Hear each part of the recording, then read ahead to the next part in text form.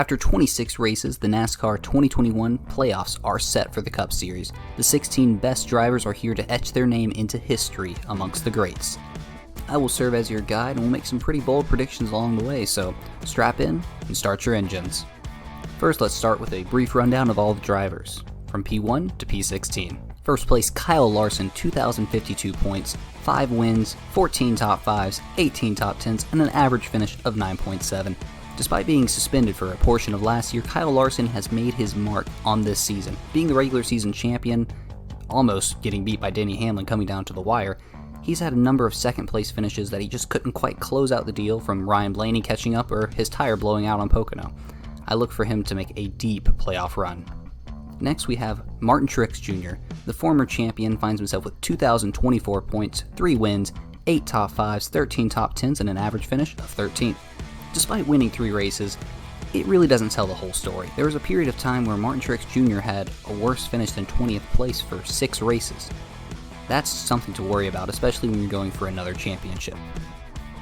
Young Ryan Blaney takes 3rd spot with 2,024 points, 3 wins, 8 top 5s, 14 top 10s, and an average finish of 11.8. Unlike Martin Truex Jr., he actually got hot towards the later part of the season. Yes, he won at Atlanta, barely etching out Kyle Larson, but since then he's won 2 straight races before the playoffs, and momentum is everything. In P4 we have Kyle Busch, 2,022 points, 2 wins, 11 top 5s, 16 top 10s, and an average finish of 12.1. Kyle Busch may have only won 2 races this year, but that doubles his amount from last year. So it's not vintage Rowdy anymore, but he still has a shot for the championship. He's in P4 out of 16. In P5 we have Chase Elliott, with 2,021 points, 2 wins, 11 top 5s, 16 top 10s, and an average finish of 11.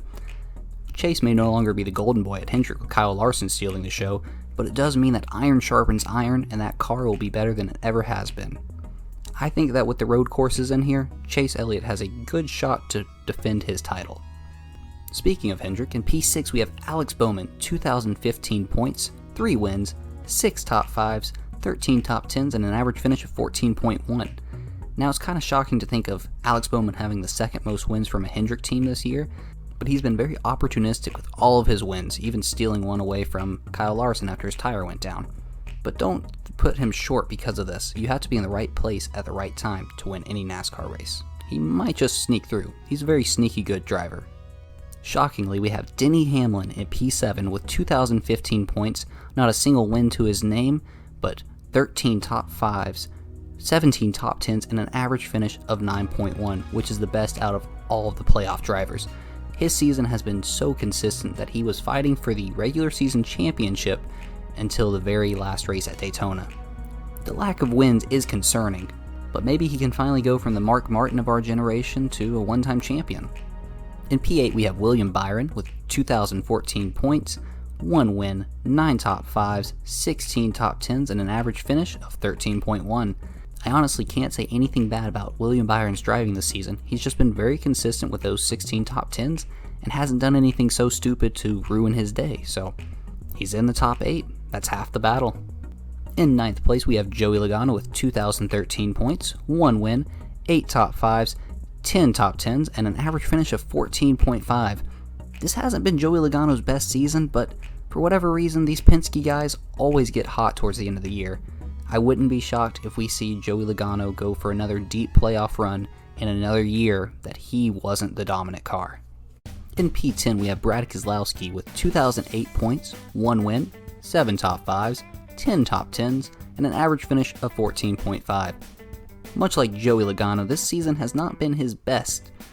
Ever since he said he was going to move to Roush Fenway, I have seen a decline in his driving. I'm not sure if it's Penske giving him lesser equipment or his mind is elsewhere. We will see truly where his mind is as the playoffs kick off. In P11 is none other than the outlaw Kurt Busch, with also 2,008 points, 1 win, 4 top 5s, 9 top 10s, and an average finish of 16th. He won at the final race at the Atlanta Motor Speedway in its current configuration, thanks to some help from Ross Chastain over his brother. With Chip Ganassi folding at the end of the year, being bought out by Trackhouse, I don't see Kurt Busch making it too terribly far into the playoffs this year. In 12th place is none other than Michael McDowell, the Daytona 500 champion. 2,005 points, 1 win, 2 top 5s, 5 top 10s, and an average finish of 19.7. That is not the worst average finish you will see here. Michael McDowell is having a career best year in a season that I don't think anyone expected. He is in inferior equipment, but with how good of a season he's been having, you never know if Lady Luck might shine on his side. In P13, we have Christopher Bell in his very first year in JGR equipment. 2,005 points, 1 win, 4 top 5s, 10 top 10s, and an average finish of 17. For his first year in a JGR car, he's not doing awful. In fact, he has more wins than Denny this year. In P14, we have Eric Almirola, the only Stewart-Haas racing car to win a race so far this season. He has 2,005 points, 1 win, 2 top 5s total, 3 top 10s total, and an average finish of 21. If he had much worse of a season, he might not have even qualified to be in the chase, because if you're outside the top 30 in points, you're not eligible for the playoffs. With the season he's P15, we have Tyler Reddick, who narrowly edged out his teammate at Daytona thanks to some usual Daytona shenanigans of crashing. He has 2,003 points, no wins, 2 top 5s, 13 top 10s, and an average finish of 14.6. He's been able to rack up the stage points, and that will be crucial for him moving anywhere in this playoff bracket. In the last spot in the playoff P16, we have Kevin Harvick, 2,002 points, not a single win, 6 top 5s, 16 top 10s, and an average finish of 11.5. This is an exact opposite of last season, where he was able to win a ton of races and lost the championship. Maybe he can have an inverse of that happen this year. With the driver storylines out of the way, now let's get into who will be out and who will move on. I'm going to start off with the drivers that will be eliminated, and then talk about each driver I think will win each race in each round. Your bottom 4 for the round of 16 will be none other than Brad Keselowski, Michael McDowell, Tyler Reddick, and Eric Almirola. I don't think many people can argue with these picks, as Eric Almirola has had a horrible season, Tyler Reddick barely pointed his way in, Michael McDowell, even though he's having a career season, he's just not going to be at the same caliber as everyone else above him. And Brad Keselowski, he just seems off to me. I don't know why, that's just my gut feeling on it. Now to your winners in this round, I say Denny Hamlin will finally win at Darlington, Kyle Larson will win at Richmond, and Chase Elliott will remain the king of Bristol.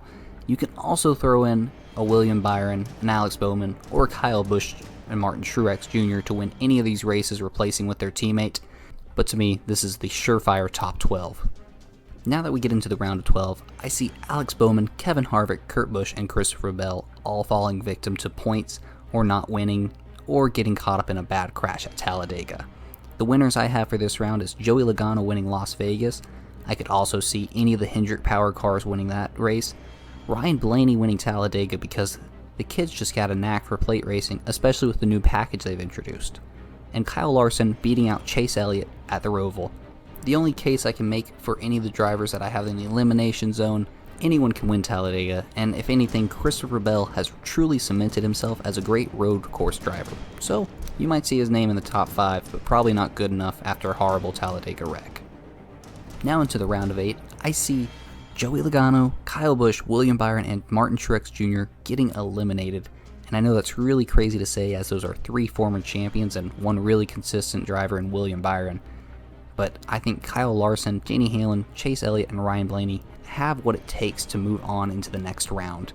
For your 3 winners in this round, I have Kyle Larson winning Texas, Kevin Harvick being the very first spoiler of this series, winning at Kansas, and Denny Hamlin winning at Martinsville after a tough battle with Chase Elliott all day. And after that, it's time to get into the round of 4. The championship will be decided at Phoenix, and it's going to be between Chase Elliott, Kyle Larson, Ryan Blaney, and Denny Hamlin. 2 Chevys and 1 Toyota and Ford. It's tough to say who will win out of that bunch. I know a lot of Chase Elliott fans will say he'll repeat back-to-back. I don't think that's the case. I think Chase Elliott will have a horrible last pit stop or a wrong strategy call that will put him at a disadvantage at the very last restart of the day. Meanwhile, I think Ryan Blaney will get a strong 3rd place finish for a guy in his career who's never made it this far. Kyle Larson will come up short in 2nd place, and I know it's crazy to say, I think Denny Hamlin will be the champion this year. Now before you get mad at me for saying Denny Hamlin will win it, just think about it. He almost won the regular season championship without winning a race. Kyle Larson had to win 5 races, multiple stage points, just to even catch up to Denny Hamlin. In a shorter season, Denny Hamlin actually had a greater lead. The points are reset here, and he does have a little bit to catch up to Kyle Larson, but due to the smaller resets each round, Denny Hamlin has a great shot at it. If you stayed this long, please make sure to leave a like, maybe subscribe. Definitely put down in the comment section who is going to advance, who's going to win, and how I'm terribly wrong. Make sure to save the video, come back once the championship is over, laugh at my face, but as long as you give me a like, you know what, we'll call it even. How does that sound? If you want more stuff like this, just let me know, and it's been a pleasure.